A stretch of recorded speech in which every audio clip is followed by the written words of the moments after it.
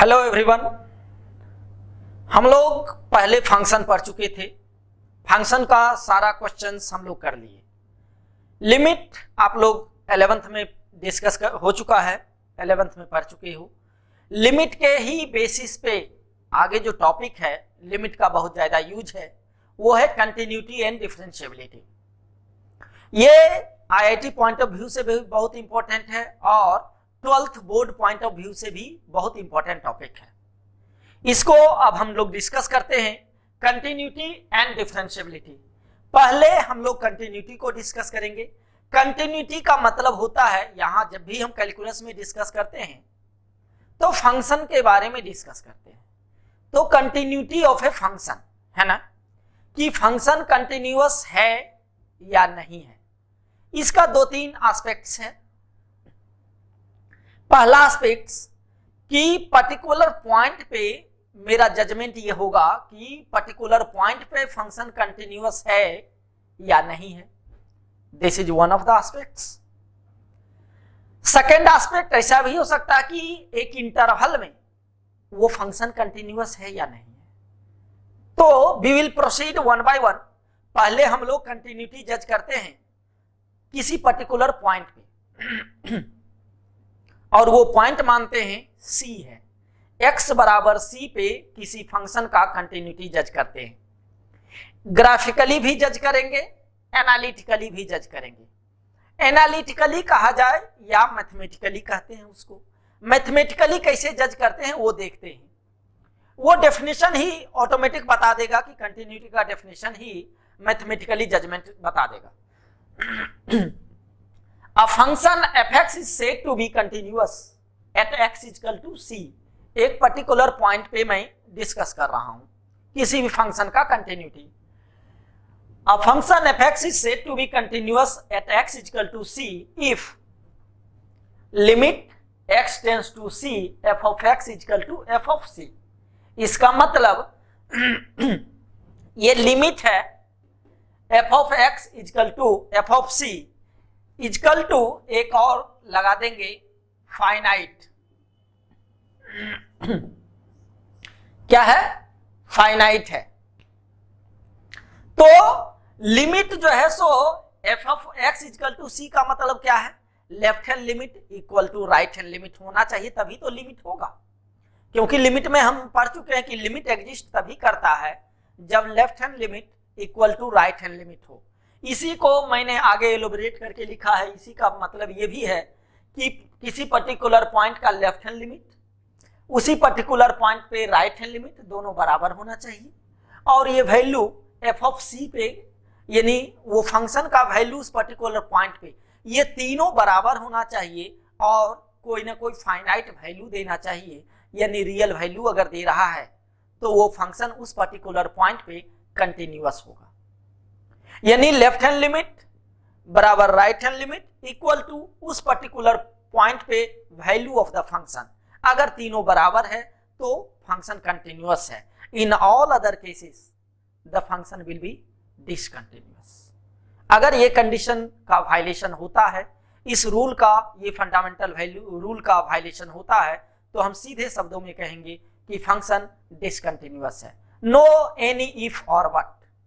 Clear है कि अगर left hand limit equal to right hand limit equal to value of the function at that particular point, ये equal होना चाहिए और फाइनाइट होना चाहिए, तब हम कहेंगे कंटिन्यूअस है, अदरवाइज नहीं है। ग्राफिकली देखते हैं कि ग्राफ क्या होता है। ग्राफिकली अगर हम ये कहें कंटिन्यूटी का, there should be no break in the graph. अगर ग्राफ हम स्केच कर रहे हैं, अगर कोई ब्रेक नहीं हो रहा है तो वो ग्राफ कंटिन्यूअस है। अगर कहीं ब्रेक हो गया तो वो ग्राफ डिसकंटिन्यूअस हो जाएगा। देखते हैं इस ग्राफ को। सी पे ग्राफ ब्रेक है, यहां से ये गया, फिर कलम उठाकर फिर यहां करना पड़ा, यानी ब्रेक है, यानी डिसकंटिन्यूअस है। इसमें भी ब्रेकेज है ना, लगातार नहीं है, कंटिन्यूअस नहीं है, लगातार नहीं है। सी पे ब्रेक है, ये भी डिसकंटिन्यूअस है। ये भी ब्रेक है, ये भी डिसकंटिन्यूअस है। ये ब्रेक नहीं है, यानी ये फंक्शन कंटिन्यूअस है। यानी कहा जाए ये भी डिसकंटिन्यूअस है, ये भी डिसकंटिन्यूअस है और ये भी डिसकंटिन्यूअस है, ये कंटिन्यूअस है। ये discontinuous at x equal to c, एक पर्टिकुलर पॉइंट पे डिसकंटिन्यूअस है, सब जगह डिसकंटिन्यूअस नहीं है। तो discontinuous at x equal to c, at x equal to c, at x equal to c. तीनों का डिसकंटिन्यूटी अलग अलग टाइप का है। अगर देखा जाए तो एक टाइप का डिसकंटिन्यूअस नहीं है तीनों। ये डिसकंटिन्यूटी है कि left hand limit is not equal to right hand limit, ये बराबर नहीं है। Left hand limit is not equal to right hand limit, और ये पता चल रहा है क्या, यानी left hand limit is not equal to, left में ये वैल्यू दे रहा है, देखो लेफ्ट हैंड लिमिट में ये वैल्यू दे रहा है, राइट हैंड लिमिट में ये वैल्यू दे रहा है, तो दोनों का अलग अलग वैल्यू दे रहा है ना। इस पर्टिकुलर पॉइंट पे ये वैल्यू है, एक ये वैल्यू है, यानी left hand limit is not right hand limit. Discontinuity का सीन आ गया क्योंकि इक्वल नहीं है। इस केस में लेफ्ट बराबर राइट है, लेकिन एफ ऑफ ए डिफाइन नहीं है, सी पे फंक्शन ही डिफाइन नहीं है, सी पे कोई फंक्शन वैल्यू दिया ही नहीं। तो यानी इसको कह सकते हैं left hand limit equal to right hand limit है, दोनों बराबर है। हम बड़ा फिगर लग रहा है इसलिए अलग अलग, अदरवाइज माइन्यूट एक पॉइंट पे बहुत मैंने अगर लिमिट निकालेंगे तो आ जाएगा वैल्यू बराबर। इज, और ये क्या कहेंगे, f of c is not defined, ये डिफाइन ही नहीं है फंक्शन। देखो दो चीज है, एक एग्जिस्ट नहीं कर रहा है और एक डिफाइन नहीं है ना, या इनवैलिड है। तो तीनों का मोर और लेस कहा जाए तो लैंग्वेज सेम है, लेकिन अगर देखा जाए तो माइन्यूटली तो सब में डिमार्केशन है, there is a difference. Does not exist, value infinity भी दे रहा तो एग्जिस्ट नहीं है, डज नॉट एग्जिस्ट हम कह सकते हैं। तो यहां वो किस है क्या, यहां रख ही नहीं सकते हैं, डिफाइन ही नहीं है। सी के लिए फंक्शन को वैल्यू दे ही नहीं रहा, चाहे इंफिनिटी या कुछ का बात ही नहीं है। तो डज नॉट एग्जिस्ट और does not define minute line है, एक छोटा सा पतली लाइन है जो कि डिमार्केट डिस्टिंग्विश करता है, ध्यान देंगे। तो f of c is not defined, इस केस में जब डिफाइन ही नहीं तो एफ ऑफ सी का बात ही नहीं होगा, तो होना तो चाहिए तीनों, तब तो कंटिन्यूअस होगा, डिसकंटिन्यूअस है। इस केस में left hand limit equal to right hand limit है, लेकिन ये एफ ऑफ सी के बराबर नहीं है, क्योंकि एफ ऑफ सी कुछ और वैल्यू दे रहा है, देखो यहां दे रहा एफ ऑफ सी ये दे रहा और लेफ्ट और राइट ये वैल्यू है, तो दोनों एफ ऑफ सी के बराबर नहीं है, तो ये भी वायलेट कर गया, ये भी डिसकंटिन्यूअस हो गया। और इस केस में तो लेफ्ट हैंड लिमिट बराबर right hand limit equal to f of c, इसलिए ये कंटिन्यूअस हुआ, बाकी तीनों फंक्शन डिसकंटिन्यूअस हुआ। अगर इस बेस पे क्वेश्चन देता है तो देखते हैं, एक क्वेश्चन लेते हैं और देखते हैं कि कैसे क्या हो सकता है, क्या सोच सकते हैं। देखो ये क्वेश्चन है पहला क्वेश्चन कि एफ ऑफ एक्स दिया हुआ है sine pi x by 2 when x is less than 1 and greatest integer of x when x is greater than equal to 1। Second question सिर्फ हमने उल्टा कर दिया, इसको इसके केस पे, इसको इसके केस, यानी ग्रेटेस्ट इंटीजर लेस देन 1 और साइन पाई बाई 2 के लिए ग्रेटर देन इक्वल टू 1 के लिए साइन पाई बाई 2। ये 1 पे function discuss the continuity of function at x equal to 1। Discuss the continuity का मतलब कि कंटिन्यूअस है या कंटिन्यूअस नहीं है, ये चेक करना है। तो देखते हैं, इसमें लिमिट लगाते हैं। अगर लेफ्ट हैंड 0 से हल्का कम या 0 से हल्का बड़ा रखेंगे तो साइन पाई बाई 2 ही आएगा, 1 प्लस या 1 माइनस, तो साइन पाई बाई 2 का वैल्यू क्या होता है 1। तो यानी क्वेश्चन फर्स्ट को अगर देखें, लेफ्ट हैंड लिमिट बराबर, ये लेफ्ट हैंड लिमिट के लिए होगा, यानी limit x tends to 1 minus sine pi x by 2, ये क्या दे देगा साइन पाई बाई 2। ये क्या वैल्यू होगा 1, यानी लेफ्ट हैंड लिमिट 1 आया। Right hand limit x tends to 1 plus greatest integer of x, यानी ग्रेटेस्ट इंटीजर ऑफ 1 प्लस ये क्या होगा 1 देगा, बराबर दिया। Value of the function f of 1 क्या देगा, 1 के लिए भी मेरा ये फंक्शन है, यानी ग्रेटेस्ट इंटीजर ऑफ 1, ये भी 1 दिया। यानी हम कहे कि लेफ्ट हैंड बराबर राइट हैंड बराबर value of the function at 1, यानी ये फंक्शन क्या है, कंटिन्यूअस है। लिखेंगे continuous at x equal to 1 पे क्या है, कंटिन्यूअस है। अब इसी क्वेश्चन में बोले कि रिवर्स कर दिए, ये क्वेश्चन है, अब इसको देखते हैं सेकंड क्वेश्चन को। ये क्या हो रहा है, ग्रेटेस्ट इंटीजर लेस देन 1 के लिए है, यानी limit x tends to 1 minus greatest integer of x, यानी ग्रेटेस्ट इंटीजर में 1 माइनस रखा, यानी 1 से हल्का सा कम जैसे ही रखेंगे ग्रेटेस्ट इंटीजर क्या वैल्यू दे देगा 0, ये 0 दे दिया। Limit 1 plus x tends to 1 plus पे देखते हैं, तो प्लस के लिए क्या फंक्शन है sin पाई x बाई 2, तो ये क्या हो जाएगा sin पाई x बाई 2, यानी sin पाई बाई 2 बराबर 1, यानी लेफ्ट बराबर राइट नहीं हुआ। इस केस में हम क्या कहेंगे, फंक्शन डिसकंटिन्यूअस है। इस केस में हम लिख सकते हैं discontinuous at x equal to 1। Second question discontinuous है और फर्स्ट क्वेश्चन कंटिन्यूअस है x इक्वल टू 1 पे। तो आइडिया लग गया कि क्या होना चाहिए, कैसे होना चाहिए, ठीक है। अब हम डिसकंटिन्यूटी को आगे डिस्कस करते हैं। हाँ, अब डिसकंटिन्यूटी के बारे में हम लोग डिस्कस करते हैं कि किस टाइप का डिसकंटिन्यूटी है। तो पहला discontinuity of first kind. First kind of discontinuity में है कि हम लिख सकते हैं left hand limit equal to left hand limit and right hand limit are finite, यानी किसी पर्टिकुलर पॉइंट पे लेफ्ट हैंड लिमिट और राइट हैंड लिमिट फाइनाइट दे रहा है ना।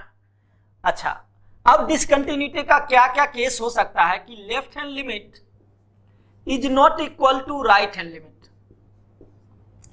अगर लेफ्ट हैंड लिमिट बराबर राइट हैंड लिमिट नहीं है तो ये क्या हो जाएगा, ये तो डिसकंटिन्यूअस है ही, डिसकंटिन्यूअस।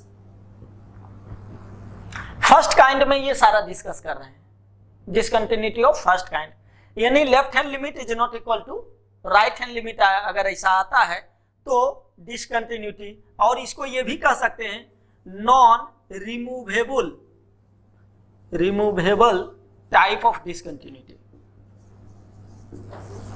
Type of discontinuity. हम इसको रिमूव नहीं कर सकते हैं, इस टाइप के डिसकंटिन्यूटी को अगर लेफ्ट बराबर राइट नहीं है तो वी कैन नॉट रिमूव। ये ऐसा इसलिए बता रहे हैं कि किसी टाइप में रिमूव किया जा सकता है, वो भी मैं डिस्कस कर रहा हूं। सेकंड है कि लेफ्ट हैंड लिमिट बराबर राइट हैंड लिमिट हो and left hand limit equal to right hand limit at x equal to c and the function is not defined at x equal to c, यानी f of c नहीं दिया हुआ है। यानी अगर graph देखें तो हम जो देखे थे ग्राफ इस टाइप का है और c पे डिफाइन ही नहीं है फंक्शन, तो ये इस फंक्शन को हम लोग ये भी कहते हैं missing point of discontinuity, missing point of discontinuity, discontinuity यानी मिसिंग पॉइंट ऑफ डिसकंटिन्यूटी। ये पॉइंट मिसिंग है, इस पे डिफाइन ही नहीं किया गया है ना, यानी मिस कर गया। तो ऐसे कंटिन्यूटी को हम रिमूव कर सकते हैं by inserting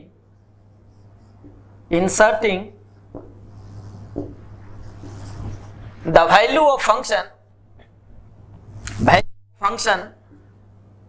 F of c equal to left hand limit. अगर लेफ्ट हैंड लिमिट के बराबर ही हम वैल्यू एक फंक्शन का डिफाइन कर दें, लिख दें अपने मन से, इंसर्ट कर दें, then it becomes continuous, it becomes continuous. तो ये क्या हो जाएगा, कंटिन्यूअस हो जाएगा at x equal to c. यानी इसका मतलब ये missing point of continuity remove किया जा सकता है। यानी हम इसको कहेंगे कि ये removable type of discontinuity, type of discontinuity है ना। यानी मिसिंग पॉइंट जो भी है डिसकंटिन्यूटी, इसको रिमूव किया जा सकता है। नेक्स्ट इसी में है कि लेफ्ट हैंड लिमिट बराबर राइट हैंड लिमिट है, is not equal to f of c. यानी उस पॉइंट पे वैल्यू ऑफ फंक्शन बराबर नहीं दे रहा है। जैसे अगर इसका ग्राफ देखें तो इस टाइप का देखो, हम ग्राफ दिए थे, ये अगर यहां पे ये वैल्यू दे रहा है ना, ये वैल्यू दे रहा सी पे, तो डिफाइन है f of c is defined but it is not equal to left hand and right hand limit. इसके बराबर नहीं है, फाइनाइट तो है, यहां तो पहले ही कहा कि फाइनाइट होगा तो फर्स्ट काइंड का होगा। अब डिसकंटिन्यूटी का क्या क्या रूल्स हैं वो हम लोग डिस्कस किए। एक मिसिंग पॉइंट, और ये जो हुआ f of c is not equal to LHL equal to RHL is not equal to f of c. तो इसको बोलते हैं आइसोलेटेड पॉइंट ऑफ डिसकंटिन्यूटी। क्या कहेंगे, isolated point of discontinuity. Discontinuity यानी आइसोलेटेड पॉइंट ऑफ डिसकंटिन्यूटी। ये point isolated है, point दिया हुआ f of c is defined but it is having different values. तो इसको भी हम लोग रिमूव कर सकते हैं। Removable type of discontinuity.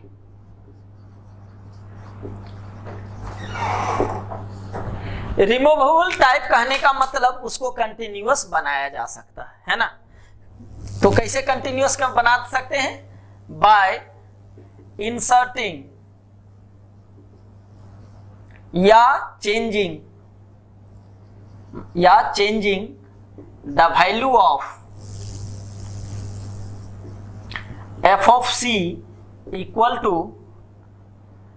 Left hand limit equal to right hand limit. यानी जो लेफ्ट हैंड लिमिट और राइट हैंड लिमिट है उसी के बराबर हम एफ ऑफ सी अगर रख दें तो मेरा कंटिन्यूअस हो जाएगा। तो यानी रिमूवेबल टाइप ऑफ डिसकंटिन्यूटी है। अभी तक हम लोगों ने डिस्कस किया discontinuity of first kind. First kind में ये दोनों फाइनाइट है, ऑब्वियस सी बात है कि सेकंड काइंड में फाइनाइट नहीं होगा। और ये सारा केस कि किसको रिमूव कर सकते हैं, किसको रिमूव नहीं किया जा सकता है, इसको हम इस तरीका से लिख सकते हैं, है ना। अब डिस्कस करते हैं discontinuity of second type. Second kind का discontinuity of second kind. First kind हमने डिस्कस किया तो उसमें क्या था, लेफ्ट हैंड लिमिट और right hand limit finite value दे रहा है, लेकिन कब कब डिसकंटिन्यूअस होगा, कब कब रिमूवेबल होगा, कब कब नॉट रिमूवेबल होगा, वो हमने डिस्कस किया। अब सेकेंड काइंड डिसकंटिन्यूटी या सेकेंड टाइप ऑफ डिसकंटिन्यूटी क्या होगा, इसको करते हैं आइदर लेफ्ट हैंड लिमिट और राइट हैंड लिमिट और both does not exist. Does not exist, does not exist का मतलब इनफाइनाइट वैल्यू दे रहा हो, है ना। तो लेफ्ट हैंड लिमिट, या ये कहें कि लेफ्ट हैंड लिमिट ये हो जाए प्लस माइनस इंफिनिटी और राइट हैंड लिमिट हो जाए प्लस माइनस इंफिनिटी।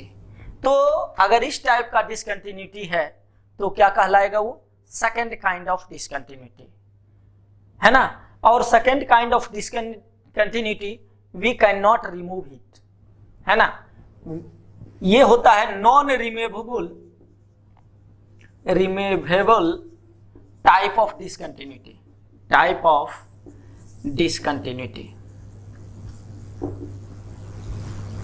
ये रिमूव नहीं किया जा सकता।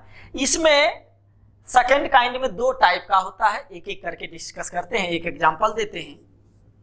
अगर हम लिखें fx बराबर 1/x - 4 और हम ये चेक कर रहे हैं x = 4 पे, तो हम कहेंगे at x = 4 the function is discontinuous. ये डिसकंटिन्यूअस है क्योंकि इनफाइनाइट वैल्यू दे रहा है, तो डिसकंटिन्यूअस हो गया। चाहे लेफ्ट हैंड लिमिट या राइट हैंड लिमिट, कोई भी अगर इनफाइनाइट दे दिया प्लस माइनस कुछ भी, तो वो डज नॉट एग्जिस्ट होगा, है ना। वो डिफाइन एग्जिस्ट किया ही नहीं तो वो डिसकंटिन्यूअस हो जाएगा उस पर्टिकुलर पॉइंट पे। तो ये हो गया इनफाइनाइटली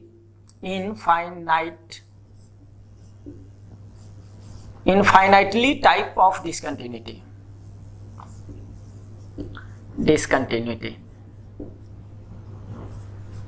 अगर हम ये दूसरा एग्जांपल लेते हैं, अगर लिखें कि f(x) बराबर sin 1/x और एट x = 0,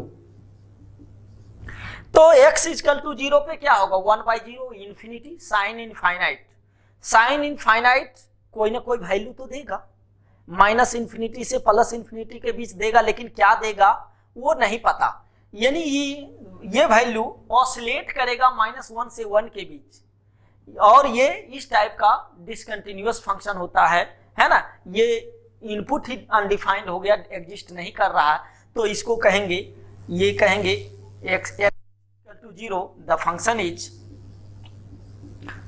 इज डिसकंटिन्यूअस। ये डिसकंटिन्यूअस होगा और इसको कहेंगे ऑसिलेटरी टाइप ऑफ डिसकंटिन्यूटी।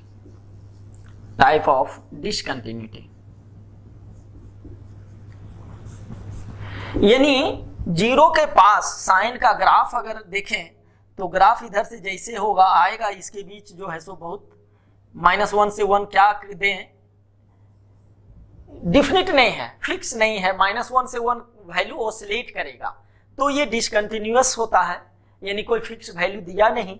तो इस टाइप के डिसकंटिन्यूटी को क्या कहेंगे, ऑसिलेटरी टाइप ऑफ डिसकंटिन्यूटी।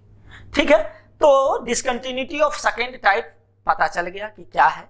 जब भी कोई इनफाइनाइट वैल्यू देगा, एग्जिस्ट नहीं करेगा, तो वो सेकेंड टाइप है। इसमें एक इनफाइनाइट टाइप का होता है, एक ऑसिलेटरी टाइप का होता है। ये non removable type of discontinuity है। अच्छा, point function is also a discontinuous function. Point function हम लोग फंक्शन में पढ़े थे।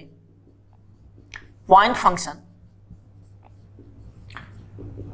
कोई भी फंक्शन सिर्फ पर्टिकुलर पॉइंट के लिए डिफाइंड हो, a function which is defined for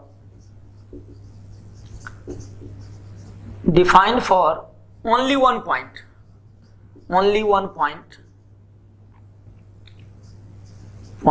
is a discontinuous function, discontinuous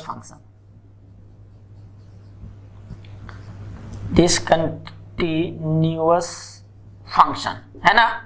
यानी एग्जांपल लेते हैं तो f(x) = लिख सकते हैं √1 - x प्लस √x + 1। ये फंक्शन सिर्फ x = 1 के लिए ही डिफाइन है, बाकी कुछ भी रखोगे या तो ये इनवैलिड होगा या ये एग्जिस्ट नहीं करेगा। यानी एट x = 1 इसी के लिए डिफाइंड है, और इस टाइप के फंक्शन डिसकंटिन्यूअस होते हैं, है ना। x = 1 is a discontinuous function. ठीक है, अब हम कुछ क्वेश्चंस करते हैं। इस टाइप पे काइंड ऑफ डिसकंटिन्यूटी हम लोग डिस्कस कर लिए, फर्स्ट काइंड है, सेकंड काइंड। अब कुछ क्वेश्चन डिस्कस करते हैं, उस पर बताते हैं। एक और चीज है, हाँ, jump of discontinuity. Jump of discontinuity का मतलब है कि ये फर्स्ट काइंड का डिसकंटिन्यूटी है, और पहला केस यानी left hand limit is not equal to right hand limit अगर आए, non removable type of discontinuity is jump of discontinuity.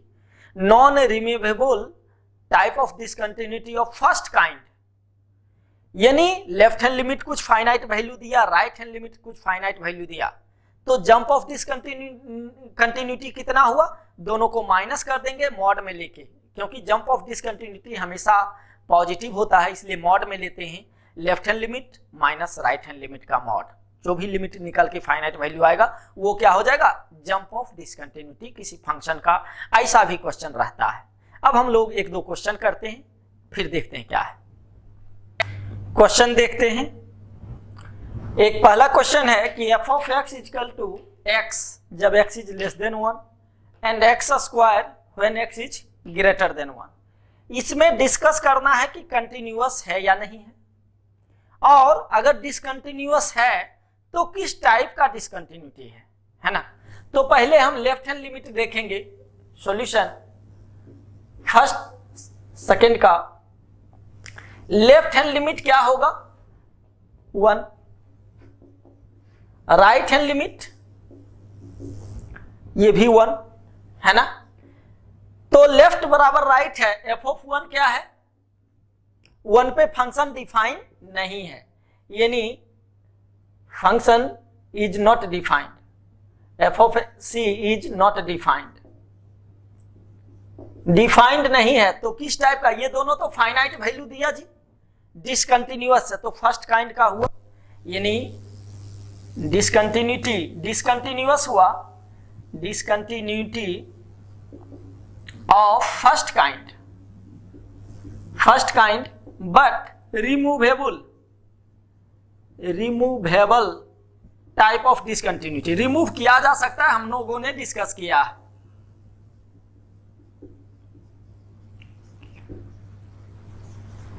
Remove इसको कर सकते हैं क्योंकि f ऑफ 1 को भी हम 1 रख देंगे तो कंटिन्यूअस हो जाएगा, और रिमूव किया जा सकता है, यानी discontinuity of first kind. Second question को देखो।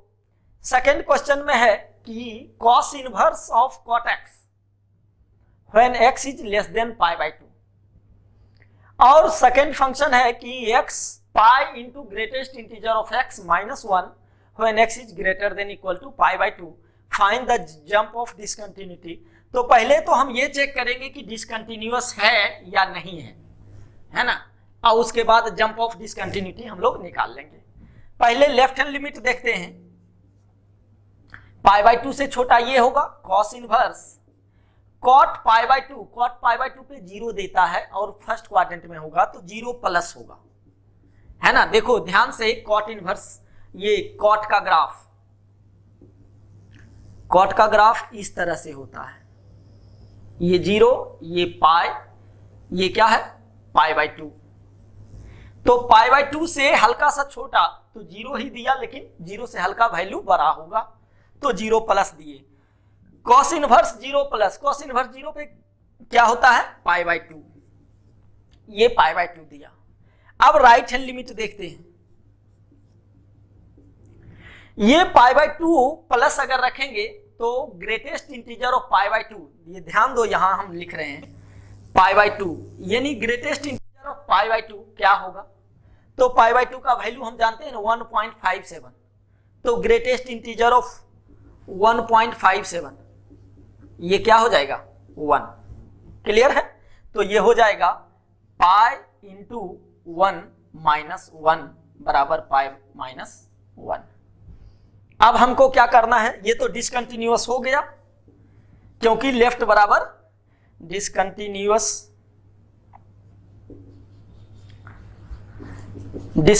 फंक्शन हो गया, कहां पे π/2 पे, discontinuous function at x equal to π/2।